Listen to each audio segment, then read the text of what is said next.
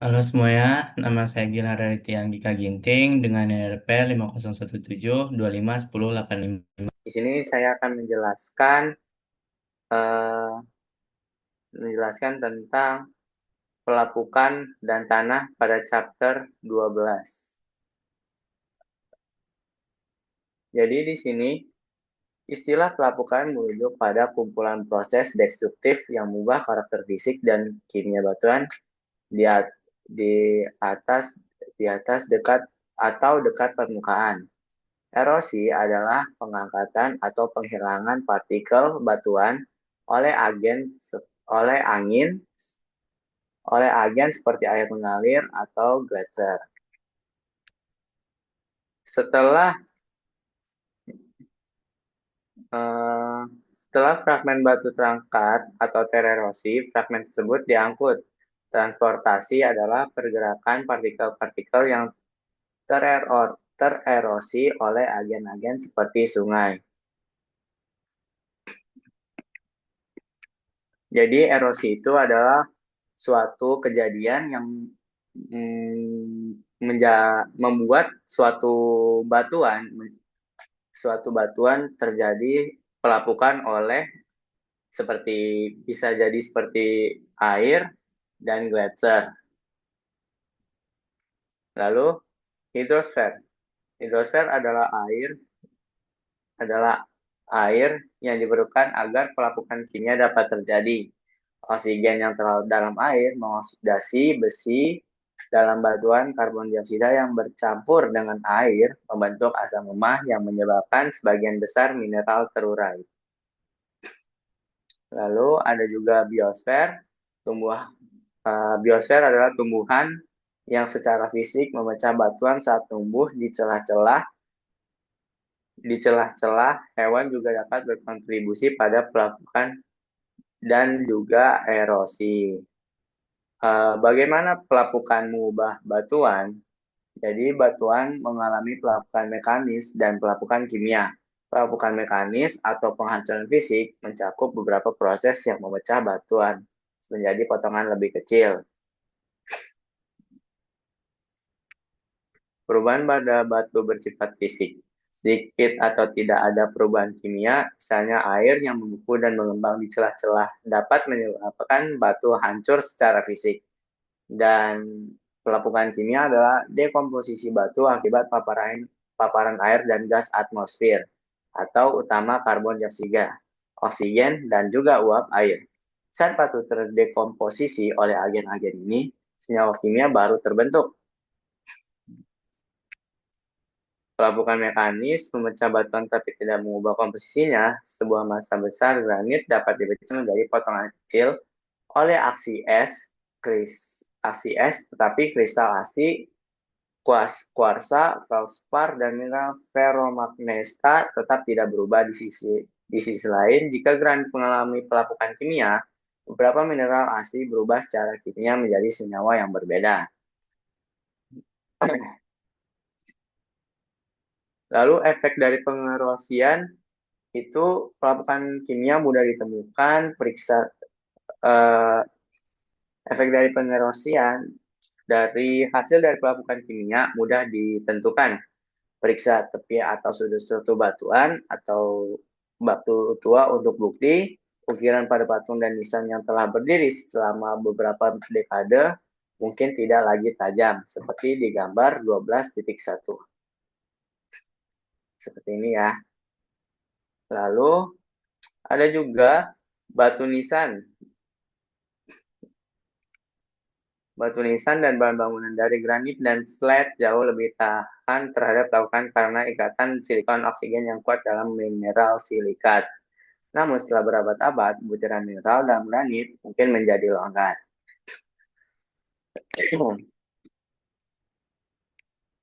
Di sini kita cenderung memandang pelapukan sebagai proses yang merusak karena merusak patung dan fasad bangunan dan merusak patung dan fasad bangunan.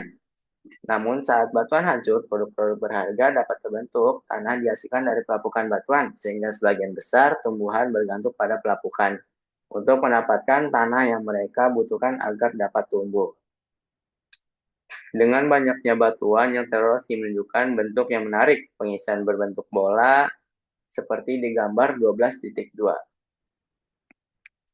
Pada kejadian kejadian kejadian eh, pada batu tersebut terjadi ketika batuan yang awalnya berbentuk blok dibulatkan oleh pengikisan. Lalu ada juga pengikisan diferensial, mengabarkan cenderungan berbagai jenis batuan untuk mengalami pengikisan dengan laju yang berbeda. Misalnya, lalu pengerosian mekanis di antara banyak proses yang menyebabkan batuan hancur, yang paling efektif adalah pelepasan tekanan dan aksi es. Pelepasan tekanan adalah pelepasan tekanan merupakan jenis pelapukan mekanik yang signifikan. Misalnya, sebuah massa batuan besar seperti bat holit mungkin terbentuk awalnya di bawah tekanan besar akibat beban beberapa kilometer batuan di atasnya. Seperti di gambar 12.5. Ini ya. Lalu, penghilangan beban besar batuan di atas batuan yang biasanya disebut uploading, unloading, memungkinkan granit mengembang ke atas. Retakan yang disebut sheet joints berkembang sejajar dengan permukaan luar batuan saat bagian luar batuan mengembang lebih dari bagian dalamnya. Seperti gambar di 12.6a. Seperti ini. Lalu,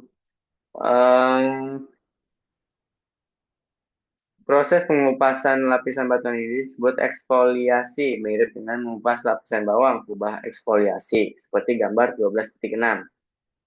12.6 adalah bentuk lahan besar yang bulat yang terbentuk di batuan masif seperti granit melalui eksfoliasi.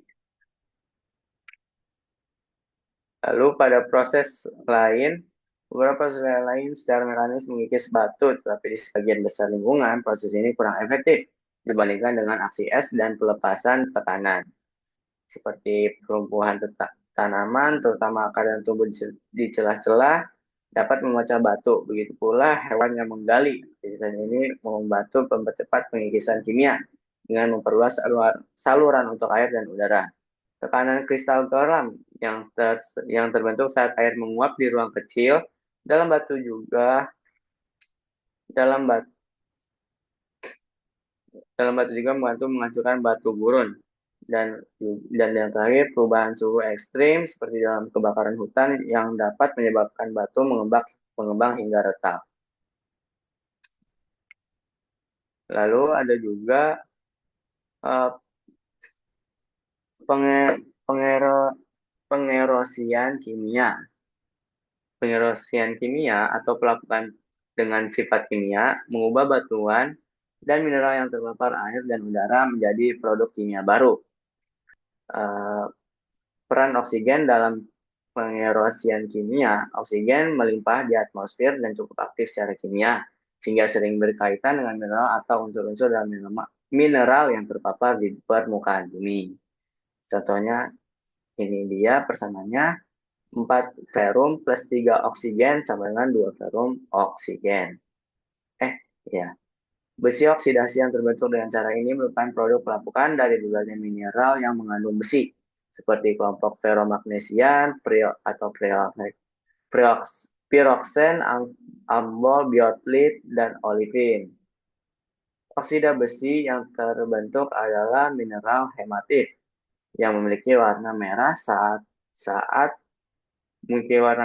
bata saat dihaluskan. Peran asam di pengerosian kimia eh, sumber asam alami yang paling penting untuk melumpuhkan batuan adalah karbon dioksida yang terlarut dalam air di permukaan bumi. Dan juga pelapukan larutan, beberapa mineral sepenuhnya larut akibat pelapukan kimia. Misalnya kalsit larut ketika terpapar karbon dioksida dan air. Lalu ada juga pelapukan kimia feldspar.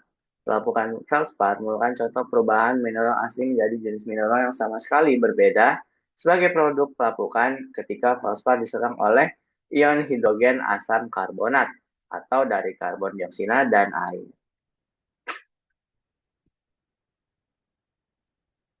Lalu Pelapukan kimia mineral lain itu kecenderungan mineral membentuk batuan terhadap pelapukan kimia bergantung pada kekuatan ikatan kimia mineral dalam kerangka kristal.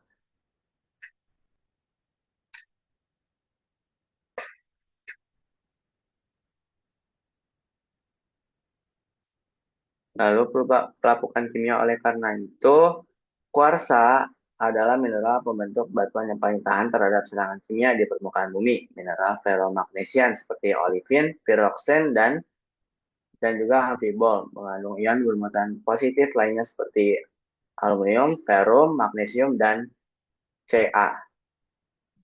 Pelapukan dan konsentrasi berlian diamond seperti diamond adalah mineral terkeras yang diketahui dan juga sangat tahan terhadap pelapukan. Hal ini disebabkan oleh ikatan ekuivalen yang sangat kuat antara atom dan karbon. Lalu ada produk pelapukan. Pelapukan kalsit menyediakan jumlah yang signifikan dari ion kalsium, Ca+, dan ion biokarbonat, HCO, ke air tanah. Pelapukan felspar kalsium plagioklas. Mineral Lampung juga dapat melukai ion Ca+ dan HCO- serta silika ke dalam air dalam kondisi kimiawi biasa. Faktor-faktor yang mempengaruhi pelapukan. Di sini ada tanah, horizon tanah, dan horizon tanah. Pengelapukan, faktor-faktor pelapukan yaitu dalam istilah tanah untuk lapisan material yang tererosi dan tidak terkonsolidasi di atas batuan dasar, istilah umum untuk bahan di bawah tanah. Ahli tanah lebih lanjut membatasi istilah tanah untuk lapisan material yang tererosi dan tidak terkonsolidasi, yang mengandung materi organik dan mampu mendukung pertumbuhan tanaman. Horizon tanah, sebagian besar tanah membutuhkan waktu lama untuk terbentuk. Kecepatan pembentukan tanah dipengaruhi oleh curah hujan, suhu, kemiringan, dan dalam beberapa hal jenis batuan dasar yang tererosi untuk membentuk tanah. Pelapukan siklus karbon dan iklim global. Pelapukan telah mengaruhi iklim jangka panjang bumi dengan mengubah kandungan karbon dioksida di atmosfer melalui siklus karbon anorganik.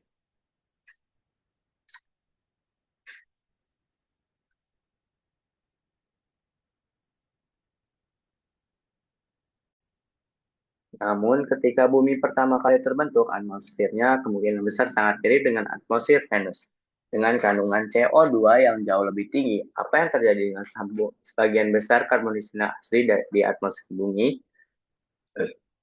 Geologi meyakini bahwa jumlah CO2 yang setara dengan sekitar 65.000 kali massa CO2 di atmosfer saat ini terpendam di kerak dan mantel atas bumi.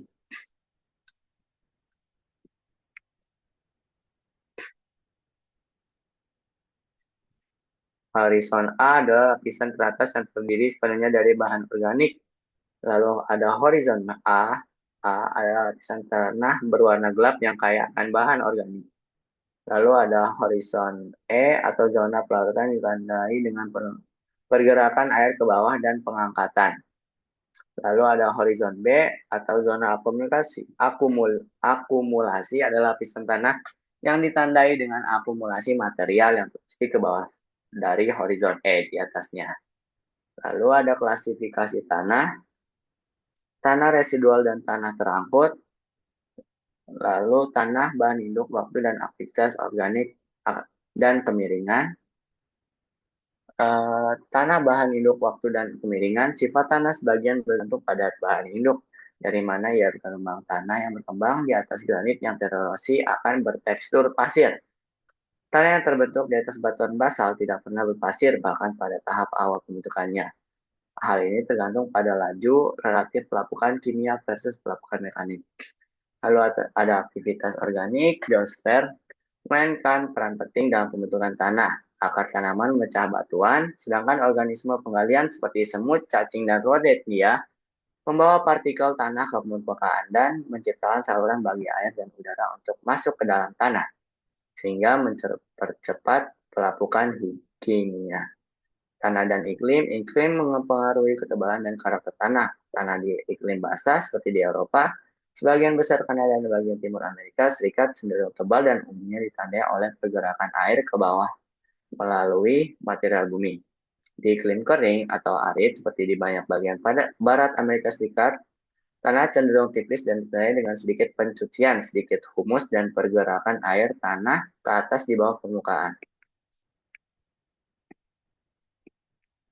Lalu ada laterit dan ada tropis dengan suhu tinggi dan curah hujan melimpah. Tanah yang sangat tercuci disebut laterit atau axials.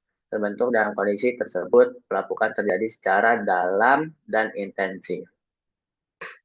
Laterit adalah tanah yang relatif tidak produktif. Hal ini mungkin terdengar aneh jika menunjukkan pertumbuhan hutan yang subur yang sering ditemukan di tanah laterit tropis, namun vegetasi hutan sebagian besar diberi nutrisi oleh lapisan humus di atas tanah. Jika hutan dan lapisan humus dibersihkan atau dibakar, praktik yang semakin umum di daerah tropis, laterit dengan cepat jadi tidak mampu mendukung pertumbuhan tanaman. Dan mungkin itu saja dari saya. Mohon maaf jika ada kekurangan. Wassalamualaikum warahmatullahi wabarakatuh.